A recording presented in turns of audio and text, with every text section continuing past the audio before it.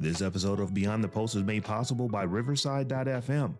Riverside is a remote recording platform designed to make it easy to create professional quality podcasts, video interviews, and other forms of content, even when participants are in different locations. One of the really cool features from Riverside is that it makes local recordings of each participant and then streams them up to the cloud, allowing you the best looking video and the best sounding audio without having to worry about anyone's internet connection. Riverside offers basic editing tools, automatic transcriptions, and the ability to export recordings for further editing in other software. You can sign up a free trial to Riverside.fm where you'll get 2 hours of multi-track recordings per month, a full suite of editing tools, and more by heading over to beyondthepost.fm/Riverside. Once again, that's beyondthepost.fm/Riverside. Welcome back to Beyond the Post with Robb Dunwood and Bodie Grimm. I'm Robb Dunwood. And I'm Bodie Grimm. And in this episode, we're talking with Angela Hallowell, full-time creative entrepreneur, documentary filmmaker, photographer, podcaster, YouTuber, and so much more. Bodie, I was so excited for this interview. We had been waiting all year, actually all of 2023, to talk to Angela, and we finally got it done. Yeah, Rob, I thought this was a great chat with Angela. We covered all sorts of things, how she got started as a digital creator, and then Angela gives us some of her best advice on how to be successful in the world of digital creation. Yeah, man. So this is a good one. I hope everybody appreciates it. So let's go ahead and get into that interview. So Angela Hallowell first picked up a camera in 2015 and since has launched Roofful Media, a Durham, North Carolina-based production company that amplifies diverse groups and voices by taking a documentary approach to narrative storytelling. She has multiple active podcasts, including Honey and Hustle, a video podcast focusing on early-stage entrepreneurs across North Carolina, and Creative Architects by Castos, where Angela talks to the creators shaping the future of the creator economy. Angela also runs Please Hustle Responsibly, a membership community and newsletter where she dives deeply into creative entrepreneurship, visual storytelling, and marketing as an introvert. So, Angela, my first question is when do you have time to sleep? Because that's a mouthful. There's a lot there. So how do you get stuff done? I will say that it is not just me anymore. If you had asked me that, 3 to 5 years ago, the answer would have been completely different. But now I do have a team of subcontractors helping me out. So I do have time to sleep. I do have time to eat and go do things that I enjoy that don't involve work. I probably should properly welcome you to the show. So welcome to Beyond the Post. We really appreciate you joining us. And I was telling Bodie, in our pre-show that I was super looking forward to talking to you because there's just so much stuff.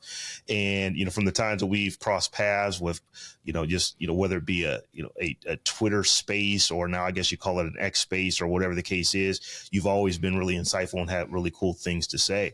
So, with all the things that you've been doing, just how did you get started? I mean, it's a 9-year journey for you. I think you started all this back in 2015. So just how did where you are now? How did you come about this? How did you get started? Oh man, that's a great question. So when I picked up a camera in 2015, it was after I took a trip to Spain and I lost all my cell phone photos from that trip. So my first, initial reason for picking up a camera was I want to document my life. I want to document my journeys. I realized that college for me was a time of travel and learning outside of the classroom. And I really wanted that to be something that I remembered forever, especially with how much money I was spending on college. So I got the camera after working all summer after that trip. And when I graduated from college with my bachelor's in 2016, that's when I started to think a little more critically, okay, like, what do I want life to be for me outside of this, title that I just have acquired, right? What truly is going to make me happy if I'm going to give my time to it for years and years and years. And for the moment, I couldn't seem to come up with an answer that didn't involve a camera. And so in 2016, that's when I first started the business. It wasn't legally on paper, but I was being more intentional about thinking of myself as a photographer and wanting to get paid as a photographer. And when I moved here to North Carolina and I'd started doing some videography stuff, I think my options and possibilities just opened up to me a little bit more. I could feel myself in a place where I wanted to dream a little bit more and be a little more intentional about creating a career that involved me using my camera every day, or if not every day, making money from my camera essentially.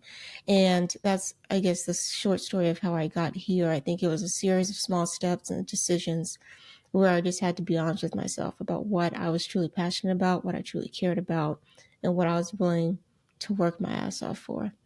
That's amazing, because you were quite a bit younger than Rob and I.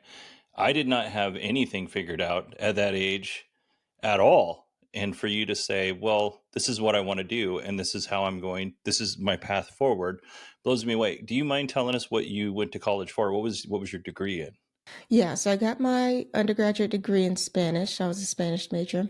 And then I got my graduate degree in peace and human rights studies. So it was essentially a degree under the anthropology department where we were studying peace, justice, human rights, things like that.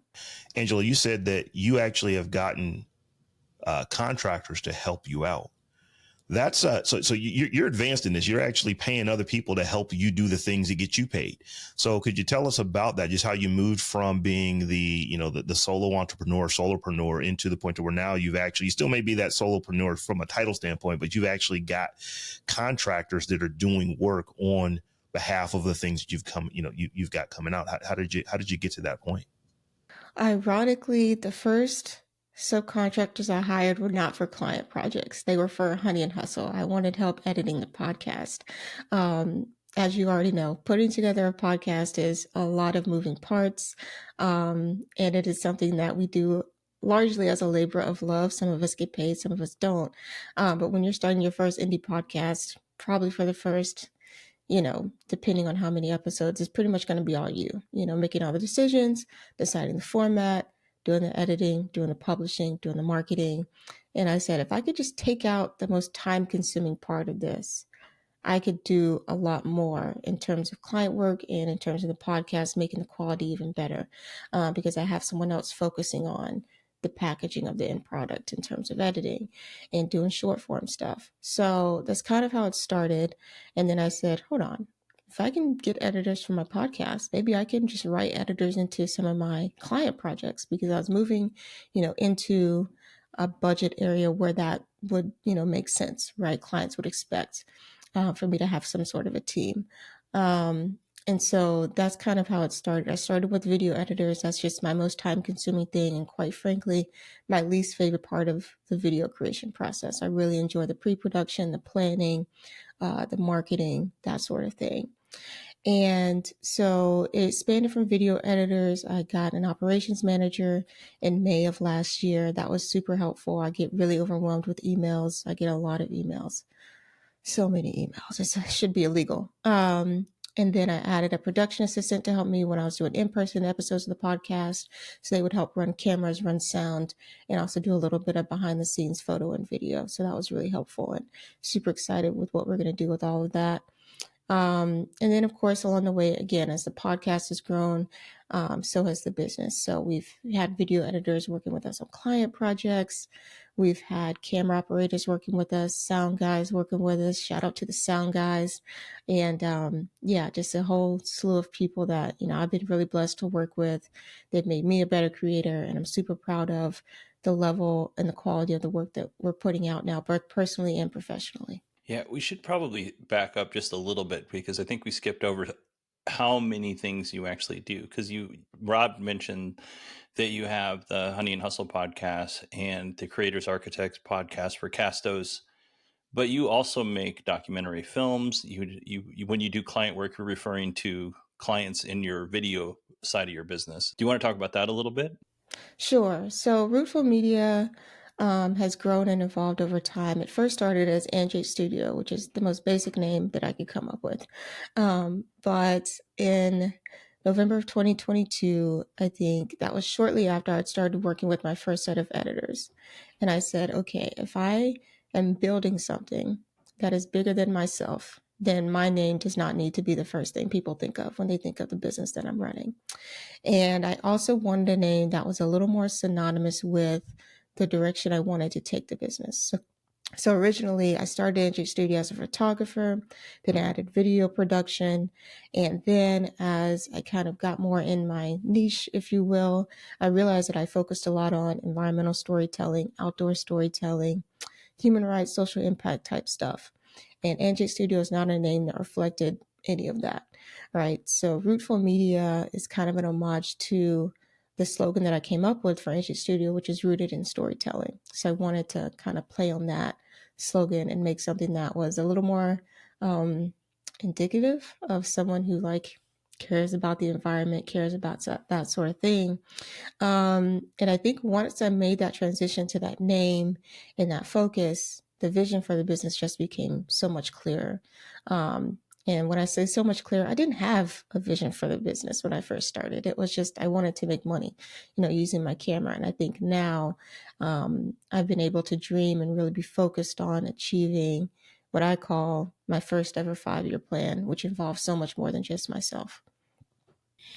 So you said something really interesting there. When you first started, you just wanted to make money with your camera. I know there are folks who want to make money with their pen or their keyboard. There are folks who want to make money with their microphone. So how did you go from just going back to 2015 when you just picked the camera up to where now you're actually charging people to use it? How did you make that transition from this is a hobby for me, this is now a career path for me, to where I'm going to go charge someone? I would have to imagine that first time you charge someone, that's probably a daunting task. That's probably something that, puts knots in your stomach. The first time you charge someone for your time to do something creative like that.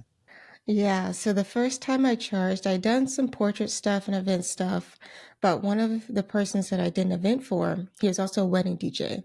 And he said, "Hey, I have this couple who's, they're not really looking for that classic, popular wedding photographer. They're looking for someone who actually cares about the craft. And I brought your name up and I said, oh shit, weddings are serious. You know what I'm saying? Like you can't take that day back, right? Like that's a once in a lifetime thing. So I wanted to be serious and I said yes. And the person whose wedding I ended up doing, they ended up being the freaking director of the movie Woodlawn, which is a popular feature film that came out of Birmingham, Alabama, which is where I was living at the time. And so not only are he and his wife these incredible like director producer power couple, everyone at their wedding is like a camera op, a sound guy, a first AC, like all these super huge, people, a steady cam operator, like all these incredible like film and TV and video people. And I'm just like, no, I'm in the same room. And by the time the, groom is like, hey, I'm ready to pay you. How much do you want? I'm like shaking in my boots. This guy's half drunk. I could probably tell him anything, but I don't know how much to charge. And so I charged him like $450, which is way less than what I ever should charge for a wedding. So if you're a first time wedding photographer, don't charge that low.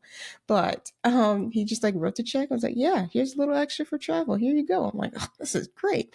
But I think I would love to say it was just like an upward trajectory from there, but it definitely has been a rocky roller coaster over the years of figuring out marketing and business and sales and all the things that I knew nothing about, all while I'm still trying to figure out how to be a better photographer and a better creator. So what would be one piece of advice aside from, working for a big director somewhere and accidentally stumbling into something really cool, but what would be your biggest piece of advice for somebody who picks up a pen or picks up their mic and wants to start something based on what you've learned? What's your advice to them? What's one thing that they can take away to make their journey a little bit easier? I think that in the age of creating an online business and the sexiness and the allure that attracts to people, I think there is something to be said about starting off as a service-based creative freelancer. If you want to get better exponentially fast and learn sales exponentially fast, learn messaging exponentially fast, get feedback on your work and honest feedback on your work exponentially faster. Being a service-based freelancer is 1,000% the way to go. Yes, you have to leave your house. Yes, you have to learn the actual fundamentals about talking with people and communicating with people and creating a sales process. But all of that translates so much better to building an online business because you know what it means to establish a relationship with someone. You know whether or not your work is good enough for somebody to pay you because people are going to tell you if they do not like something you produced. And you had the experience that you can actually translate into education, right? We see a lot of creators now who want to skip the hard part of not really having direct feedback from a client that isn't, OMG, I love you, I left you a testimonial. They want to skip the hard parts of actually becoming good, actually becoming great, actually becoming prolific, like you see these guys online. That did not happen overnight. And I can guarantee you their journeys didn't just start when they opened up their laptop one day, like they like to sell you. And so my biggest thing when I tell people, and people coming up to me, they're like, oh, I want to make money being a YouTube. I want to make money being a podcaster. And it's like, do you want to make money today or like 10 months from today? Right. So you also have to think about the time frame that it takes to become profitable. Yes, my road was very rocky, it was very bumpy. It took a lot of learning for me, but I'm grateful for that because now it just feels like I've opened up a faucet and everything's working in my favor because I had those rough experiences and I know what works for me. I know what doesn't work for me. I know I know how to validate a product that I'm putting out. I'm not afraid of feedback. So I think that again, in an age where everything glitters and everything is gold, be honest with yourself about what it's going to take to actually be successful and what kind of life and business and legacy you want to leave as a creator. What do you recommend for that hobbyist today that wants to actually be a entrepreneur tomorrow? How do you get that first client?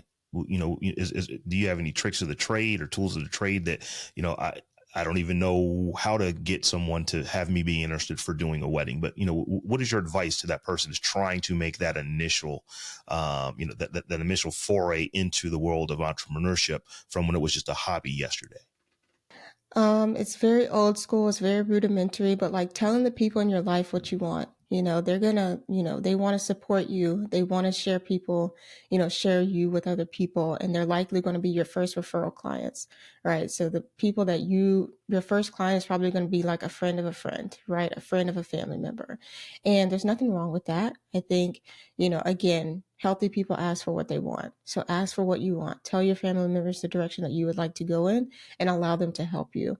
My second thing would be if maybe you don't have a big support network in person, go to some in-person networking events. Yes, old school, but it's a lot faster than trying to build a relationship online with someone who does not know you from Adam. It's a lot harder for someone to say no to your face. And if someone sees you face to face, they get a feel for who you are. They get a feel for if they like you pretty fast within the first 5 to 10 minutes. And they have an idea of whether or not they want to work with you anyway. So don't be afraid to put yourself out there and just ask. You say in your videos that you're an introvert. I'm also an introvert. I don't like being on camera. This is not comfortable for me. But I really want to do this podcast, so I suffer through it. How would you communicate that to an introvert where you only have so much energy to give, and some people have more, some people have less? How do those folks get out and actually make those connections while still feeling, I guess, comfortable and safe? I think that the best way to be a good steward of your energy as an introvert, especially when you're going to networking events, one, don't be afraid to leave early. If you feel like you've met 3 to 5 good connections, peace, leave. Like nobody, there's no extra credit for staying any longer than you feel comfortable. But first, go in it with a goal. Don't say, I'm going to meet everybody in the room. I'm going to aim for the most richest person I can find. Just aim for 3 to 5 good conversations. I found that that's really helpful for me. And they don't always have to end in some like hard exchange, like, yeah, we're going to go get coffee, anything like that. And I think an introvert's power, superpower at least, is that we're a lot better at following up than people because we care about the few relationships that we have and we're a little more intentional about the relationships that we have. And I'm here to tell you, nobody follows up at networking events. Nobody. So if you can follow up, that's just like an easy way to set yourself apart. And it's low energy. You can do that from your bedroom. Just send an email, call it a day. So I want to change gears a little bit. I actually just watched one of your recent YouTube videos, and it was about the, just things that, what picks that you've got for 2024 and or trends that you see happening in 2024. And one of the things that really stood out to me, because I think this is how you and I met, is social audio. Hmm. And so, live audio. But, could you expand a little bit, on that? Why do you think that things like Twitter Spaces or LinkedIn Live or just these areas where you can create audio in real time in front of an audience, what has you thinking that might be popping in 2024? I think we're seeing a small comeback in Twitter Spaces of movies, using Twitter Spaces as part of their marketing launch strategy. And I think that to me was the indicator that Spaces had some legs to it when it first came out. We saw The Harder They Fall, that crew get on Twitter Spaces. Alicia Keys, when she was launching her music album, she did a Twitter Space. They had freaking Jay-Z on Twitter. When have you heard Jay-Z on anything? Okay, so he rarely does interviews. He was on there freely. Regina King set her home phone number on the doggone thing, like not a care in the world. I mean, I think it was just a space where people, yeah, I think it was just a space where people felt really comfortable, and people at all levels. You don't have to leave your house. You don't have to care about what you look like, but it's almost like networking in a bottle, right? It's like community in a bottle, right? And I think that, had spaces not gotten kicked in the teeth, I think it was on its way to being a very beautiful, beautiful place and really surpassing what Clubhouse had built, even in its heyday. And we see now that Clubhouse has pivoted to something else. We see Spotify gave up on, what was it, like Green Room pretty quickly, AMP shutting down. But I think one thing that fundamentally people misunderstood about social audio and that why it works so well on Twitter was because you didn't have to reinvent the wheel. You didn't have to move an audience there, and you could do other things besides live audio. It's very rare that I'm going to get on an app for live audio, whether that's LinkedIn or Twitter. There's too many other things that I care about. And I think live audio is just an extension of what I'm learning is called sonal branding. So people being able to hear your voice, get a sense of who you are. I think that's irreplaceable in a time where people are still craving human connection. And so I think that we've had some near misses, but if we can get something like an even more robust Twitter Spaces, maybe even replace that communities tab that nobody's using on Twitter with the Spaces tab again, maybe get some more functionality with the Spaces, I think we'd be in a good place. One other trend that I wanted to pick your brain on was indie creator networks. You think that this could be the year of indie creator networks? So I think all three of us are what you would consider indie creators. So that really piqued my interest. What do you have to say about that? I think that now more than ever, people are seeing the advantages of collaboration and collective accountability. And I say that because indie creator networks, a lot of them, they still work on their own shows, right? Maybe they'll do a feed drop for another show every now and then that, people get to benefit from. But ultimately, the real benefit to an indie creator network is having other creators to bounce ideas off of, having other creators that help you stay accountable, help you stay consistent, give you honest feedback about how you can make your show better, or have people you can run ideas against. And I think ultimately that's what creators are seeing as being a huge part of their success, and why you're seeing so many people crave those intimate spaces where they can talk numbers, talk about what's working, share resources in terms of sponsors they may potentially want to reach out to. And in the podcast space, which has largely been left out of that conversation, I think people are now realizing, it's been a couple years since I started my podcast. I started in 2020. And I think now in 2024, people are saying, if they're still around, they've been at this for at least as long as I have, at least 3 years. They probably built a decent following. They probably have a website. They probably made significant investments. They probably had their first one or two sponsors. And they're like, how much better could I be if I had a network of other podcasters with similar aspirations, similar goals, similar interests, and maybe even similar audiences that I could be associated with? How much stronger could my show be if I could cross network, cross collaborate, all those great things? And I think that is going to be a really big superpower as it comes to podcasting, because when you look at YouTube, one of the things you'll see very often is smaller, YouTubers, they'll make a video about Peter McKinnon. They'll make a video about MKBHD. They'll make a video about insert Mr. Beast, right? Like trying to get, the attention of these big YouTubers. And sometimes it works. And those collaborations are, like a shot in the arm for those people. What if we could do the same thing for podcasters? And I think that's what people are starting to look at a little bit. I think that's fantastic. One of the reasons why I wanted to do this show is because when I started my podcast in 2016, I basically went I had no creator friends until 2019. And that was lonely and rough. I'm not going to lie. And now I have a really nice network of people that I can go to and bounce things off of. And I think that's really, really important. And community to me is the most important thing that we do as creators. Can you talk a little bit about, your how you address your audience community, and then you have your internal team? How do you keep everybody kind of focused, on board, engaged? Because it's probably very different skills between audiences and your team.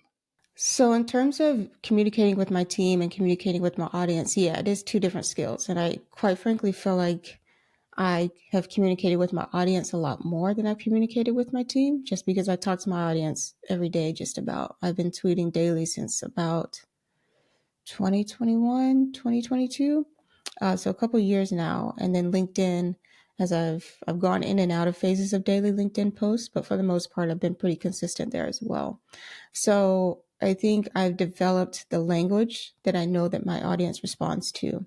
I think it is a constant learning curve of how to communicate with my internal team, especially as we onboard new people, and just learning their communication styles.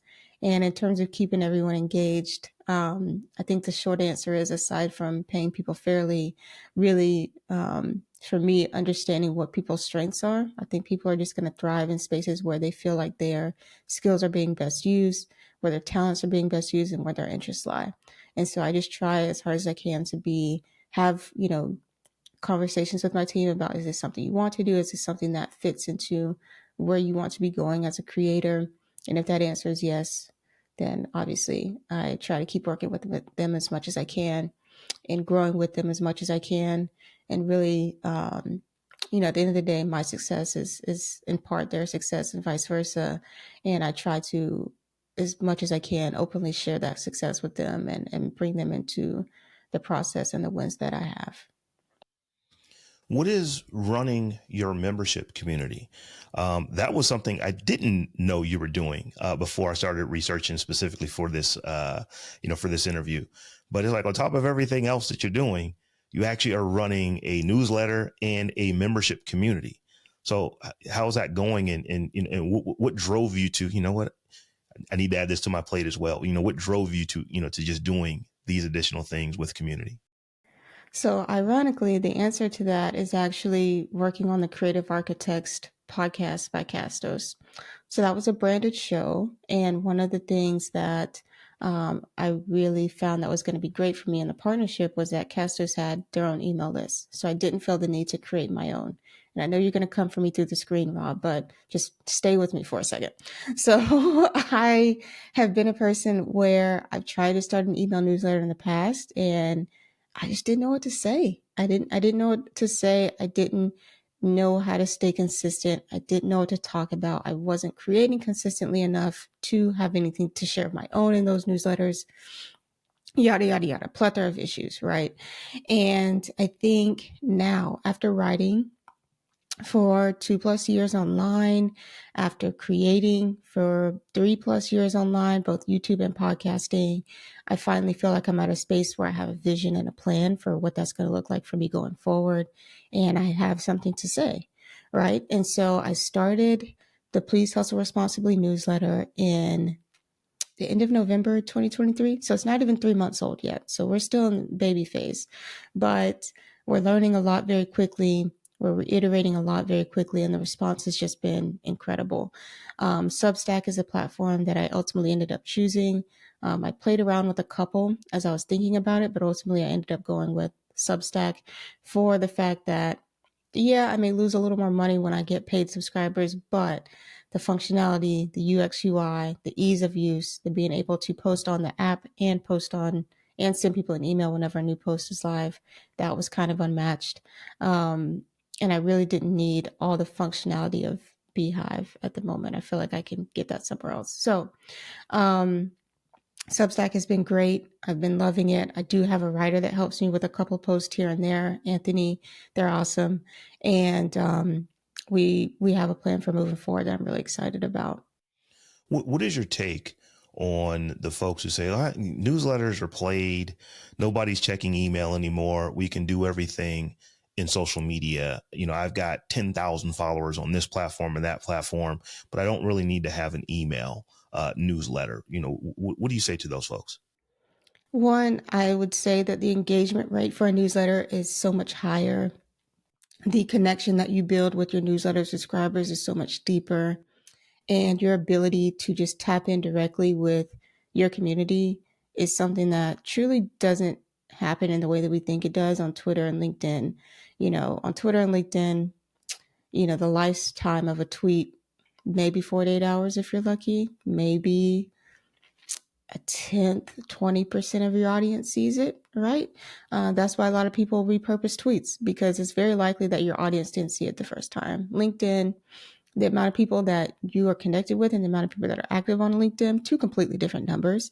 The lifespan of a post, maybe a week, but if only, again, 10 to 20% of your audience is seeing it, okay, cool. Um, and yeah, people could make the argument about DMs, but DMs are even more annoying than emails. So you might as well get an email list. I mean, if we're just being honest. And I think there's something to be said for long form content in general. And I think that's just where, again, I'm putting all my eggs in one basket. I'm going all in on long form posts. I'm going all in on long form video. I'm going all in on long form podcasting. Anything now that you see me post, probably since January, has been me sharing a YouTube video, has been me sharing a newsletter article, has been me sharing about the podcast more often than not. And I think that's the direction that I'm moving with social media. It is strictly a place for me to market other things that I'm doing and get people off the platform and hopefully get them onto my newsletter so they can get direct access and first access to podcast episodes, YouTube videos, and original articles that we're writing. In your 2023 roundup video, you said that one of the things that you wanted to work on was making sure you have time for your friends and family. And the thing that I thought was the most, that hit me the hardest, was you also said, while being okay with that time that you're taking away from yourself. How are you ensuring that your own personal being isn't being overshadowed by all of these other things you have going on? Yeah, I think this year I had some serious conversations about why I was getting so overwhelmed with my email and why I was getting so overwhelmed with my schedule. And I came to the conclusion that I was in a lot of meetings that I probably should not have been in last year. I probably should have said no to. And that I didn't have an email app or email tool that really allowed me to have a focused inbox. So one of the changes I made this year was I restrict the days that I have meetings. So I have at least 2 days a week where I have no meetings. One of those days this week is tomorrow. And I restrict the days that I create. So I do set aside specific days for creating. And sometimes creating doesn't always happen. Sometimes I just sleep. Sometimes I go for a walk. Sometimes I write a little bit. I may read a little bit. I may binge YouTube. But you know what? That's my day to do what I want to do for me. And I think also I recently purchased hey.com for email, where I get all my emails, my Gmail's forwarded there. And it's really good about filtering out things that I don't want to get in a way that Gmail has not been able to do thus far. I can't tell you how many things I've unsubscribed to that still end up in my inbox. But with Hey, it's so much better. And I get so much less overwhelmed because I know that anything that I'm seeing in there is meant to be in there. And I also don't get notifications from Hey. So I also like that. I don't like having a lot of notifications, which sounds so very anti-millennial, but that just stresses me out. Like if I feel like I'm late on responding to someone, if I feel like there's something urgent that I haven't done, like whether or not we admit it to ourselves, that's like anxiety producing. That is cortisol inducing. And I just don't want to live my life like that. So when I have a lot less stress, when I have a lot more time to be focused with my time, when it is time for me to spend time with my friends and family, I can be fully present. And I think that is such a great transition that I made this year. And it's crazy that it took me this long to make it. But I'm happy that I had that tough conversation about like, what do I want to prioritize in 2024? Well, Angela, at this point of the show, one of the things we like to do is get into some rapid fire questions where we're going to ask you a question and just right off the top of the dome, quick answer, reply. So Bodie, I'll let you go with what's your first rapid fire question for Angela? Okay. If you could collaborate with anyone, past or present, living or dead, who would it be and why? Iowa Debris. Go ahead. I'm not familiar with that person. Tell us why. Iowa Debris, she just won an Emmy for The Bear. She's an incredible actress. She was also in Bottoms, the movie that came out in August of last year. And she's also, from what I understand, a really great TV writer and movie writer. So I really would love to work with her pen as I start to dive more into narrative filmmaking. I feel like our humor styles are very similar, and the style of shows that she's done really speak to a lot of the work that I want to create, something that is a little more on the quirky, humorous side, but also still kind of felt in a way. And yeah, I think Io Debris just speaks to that. Excellent. So when it comes to content creation, one of the things that you have said multiple times is long form. Whatever it is that you're doing is long form. But you do a little bit of everything. You do audio, you do video, you do photography. Is there a particular modality that stands out to you? Is like, okay, this is what I rock with, whether it be video, audio, writing, podcasting, whatever the case is. Photography will always be my first love. I mean, there's nothing like picking up a camera, going outside with no agenda, no time frame, and just seeing what I can get. I mean, like, if I could probably just like staple this to my chest, 24/7, right? That'd be great. So I think photography, if I had to get rid of all the other three, would probably kill me, but at least I would know that I have photography for me. So. Okay, and the final one, and I realize you're maybe not doing as much editing as you did when you first started, but what is your favorite tool, software that you use for creating? And it could be literally anything. Right now, it's Notion. I think 80% of my life is organized in Notion. And it's just been this, I don't know. I mean, it was just like a surprise for me. Like, so many people had posted about Notion before I started using it. And once I figured out how to use it for what I wanted, I was like, this thing is amazing and it's free. Nobody's charged for this yet. Like, this is awesome. And really, the first time I really tried out generative AI, it was Notion AI. I've never used ChatGPT. So I think Notion for me is just that fundamental software that runs my life. If I could give your newsletter a little plug, don't you have a Notion template that you give out on your newsletter? Was it on your newsletter or did I see that somewhere else? It's very possible. I haven't created a Notion template in a while, but we are in the future, so stay tuned for that. But please also responsibly. I did just make some wallpapers for the community so you can get your phone or your laptop or your desktop all sauced up, ready to rock, ready to take on 2024 in a beautiful, minimal way that hopefully helps you declutter your space and get focused to work.